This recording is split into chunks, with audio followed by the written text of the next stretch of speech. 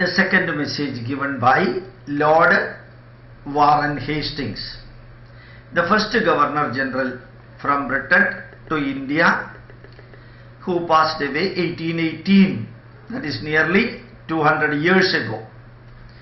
From 200 years onwards, we are the slaves of British people, and that slavishness carried through the minorities of India.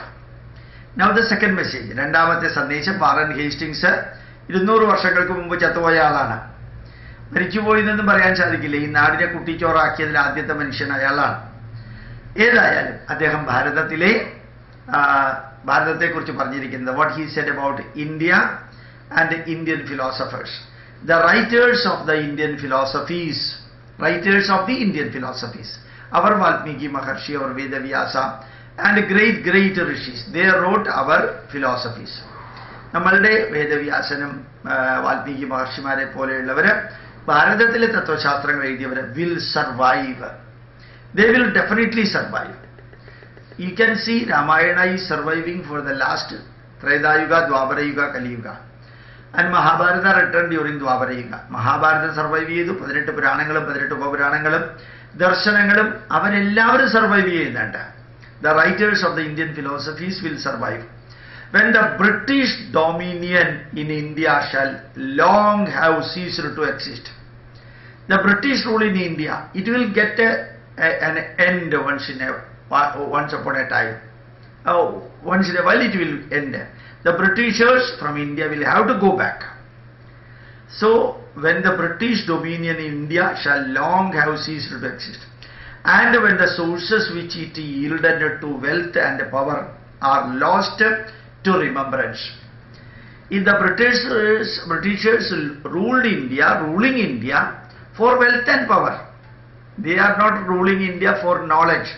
ഭാരതത്തിൽ ബ്രിട്ടീഷുകാർ വന്നത് ഇവിടെയുള്ള സമ്പത്തും ഇവിടെയുള്ള അധികാരവും ഉപയോഗിക്കാൻ വേണ്ടി മാത്രമാണ്. സോ സമ്പത്തും അധികാരവും ഉപയോഗിക്കുന്നതിന് ഒരു പരിധിയുണ്ട്. പക്ഷെ ഭാരതത്തിലുള്ളത് അറിവാണ്. അറിവ് നേടാനല്ല ബ്രിട്ടീഷുകാരും ഡച്ചുകാരും ഫ്രഞ്ചുകാരും പോർച്ചുഗീസുകാരും ഇവിടെ വന്നത്. കൊല വിളിച്ച് അധികാരം സ്ഥാപിക്കാനും സമ്പത്ത് ലൂട്ട് ചെയ്യാനുമാണ്. So the British dominion in India shall long have ceased to exist. British rule in India, Portuguese rule in India, French rule in India, that once in a while it will stop.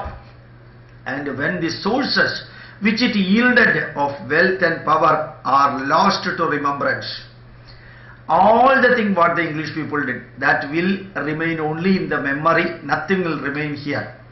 അതെല്ലാം പോകും. ബ്രിട്ടീഷുകാരുടെ എല്ലാ തിന്മകളും ഈ നാട്ടിൽ നിന്ന് ഉന്മൂലനം ചെയ്യപ്പെടും. കാരണം അവരിവിടെ വന്നത് ഈ നാടിന്റെ അറിവെടുക്കാനല്ല, അവരിവിടെ വന്നത് ഈ നാടിന്റെ നന്മയ്ക്കല്ല, ഇവിടെയുള്ള സമ്പത്ത് കൊള്ളയടിക്കാനും ഇവിടെ അധികാരം സ്ഥാപിക്കാനുമായിരുന്നു. അത് കൂടുതൽ കാലം നിലനിൽക്കില്ല. പക്ഷേ ആയിരക്കണക്കിന് 10,000 വർഷങ്ങൾക്ക് മുമ്പ് എഴുതിയ തത്വശാസ്ത്രങ്ങൾ എഴുതിയ വ്യക്തികളുടെ പേരും അവരുടെ പ്രസിദ്ധിയും ഭാരതത്തിൽ ഇന്നും നിലനിൽക്കും. ഇംഗ്ലീഷുകാരുടെ പേര് നമ്മൾ കാര്യമായിട്ട് ഓർക്കണേയില്ല. So remember that we need not even remember the names of the British rulers or French rulers or Portuguese rulers. We remember only the name of the murderer, Saint Francis Xavier. Only the murderer who butchered 59,000 Hindus for not nodding for converting to Christianity. Only the butcher, the murderer, Saint Francis Xavier. But remember that no other people we remember, we need not remember. But we remember Mal+Engl, we remember Vedavyasa, we remember Vishwamitra, we remember Agastya, we remember Kanva Maharshi and Vasishtha Maharshi. Many Maharshis we remember because they are the contributors of knowledge. The writers of Indian philosophies will definitely survive, whereas the names of the Britishers and the conquerors and the murderers will never be remembered. When the British dominion in India shall long have ceased to exist, the British rule in India will definitely come to an end. And when the sources which it yielded of wealth and power are lost to remembrance, all the negatives done by the foreign invaders for wealth and also for power, that will vanish, whereas the Indian heritage, Indian culture, Indian writers, Indian books and Indian knowledge will survive.